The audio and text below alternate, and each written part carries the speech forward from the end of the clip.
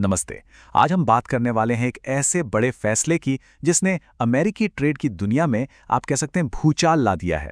ये है supreme court बनाम ट्रंप के टैरिफ्स की कहानी। तो सबसे बड़ा सवाल जो सबके मन में है, क्या सुप्रीम कोर्ट के इस एक कदम ने ग्लोबल ट्रेड का पूरा खेल ही बिगाड़ दिया है? चलिए इसी को समझने की कोशिश करते हैं कि आखिर हुआ क्या।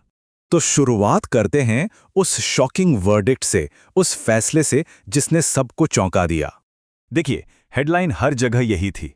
सुप्रीम कोर्ट ने साफ साफ कह दिया कि प्रेसिडेंट ट्रंप के पास जो ये इमरजेंसी टैरिफ्स लगाए गए थे, उन्हें लगाने का अधिकार ही नहीं था।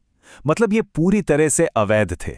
जाहिर है, ये व्हाइट हाउस के लिए एक बहुत बहुत बड़ा झटका था। अब आगे बढ़ें उससे पहले एक मिनट रुककर ये समझ लेते हैं कि ये टैरिफ होता क्या है। बहुत सिंपल है।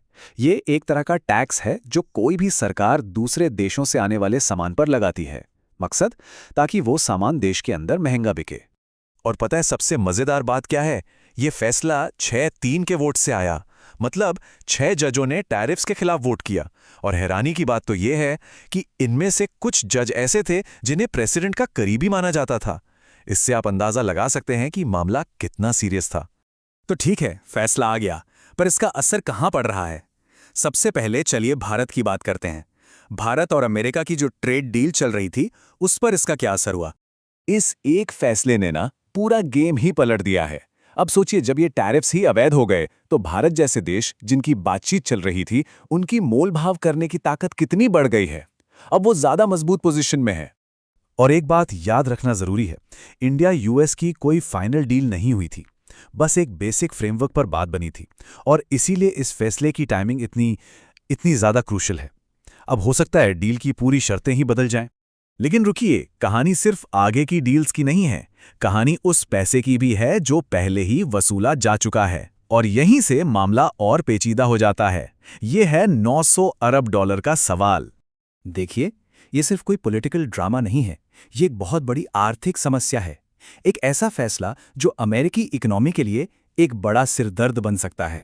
तो प्रेसिडेंट ट्रंप का दावा था कि उनकी सरकार ने इन टैरिफ से पता है कितना पैसा इकट्ठा किया? लगभग 900 अरब डॉलर। सोचकर देखिए, ये रकम इतनी ज्यादा है कि कई छोटे देशों की पूरी इकोनॉमी भी इससे कम होगी। तो अब सबसे बड़ा सवाल, इस पैसे का होगा क्या? किसी को नहीं पता। क्या ये पैसा उन कंपनियों को लौटाया जाएगा जिनसे लिया गया था? और अगर ऐसा हुआ तो अमेरिकी सरकार के खजाने का क्या होगा? मतलब चारों तरफ सिर्फ कंफ्यूजन ही कंफ्यूजन है। तो क्या इस फैसले का मतलब है कि खेल खत्म? क्या ट्रंप के पास अब कोई रास्ता नहीं बचा है, या कहानी में अभी और भी ट्विस्ट बाकी हैं? चलिए देखते हैं। तो सुप्रीम कोर्ट ने बिल्कुल साफ कहा कि प्रेसिडेंट ट्रंप ने जिस कानून का सहारा लिया था, IEEPA, वो इस सिचुएशन में इस्तेमाल हो ही नहीं सकता था। सीधे शब्दों में कहें तो उन्होंने अपनी पावर का गलत इस्तेमाल किया। लेकिन जैसा मैंने कहा, खेल अभी खत्म नहीं हुआ है। अब हो सकता है कि ट्रंप एडमिनिस्ट्रेशन कोई नया कानूनी रास्ता निकाले, जैसे किसी चीज को नेशनल थ्रेट यानी राष्ट्रीय खतरा बता दें और फिर किसी दूसरे कानून के तहत वही टैरिफ वापस लगा दें। तो ये लड़ाई अभी लंबी चलेगी। अच्छा, अब जरा अमेरिका से बाहर निकलकर देखते हैं। इस फैसले ने सिर्फ यूएस में ही नहीं बल्कि पूरी दुनिया के ट्रेड में एक तरह की उथल-पुथल मचा दी है।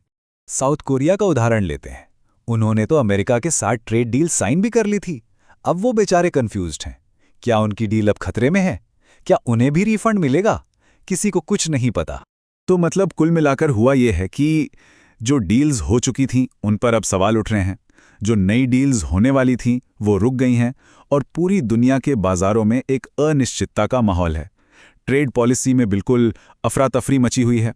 और आखिर में ये सब हमें एक बहुत ही बड़े सवाल पर लाकर खड़ा कर देता है। क्या ये फैसला राष्ट्रपति की बेहिसाब ताकत पर एक जरूरी ब्रेक है, या फिर ये एक और बड़े ग्लोबल आर्थिक संकट की बस शुरुआत है? इसका जवाब तो शायद हमें वक्त ही बताएगा।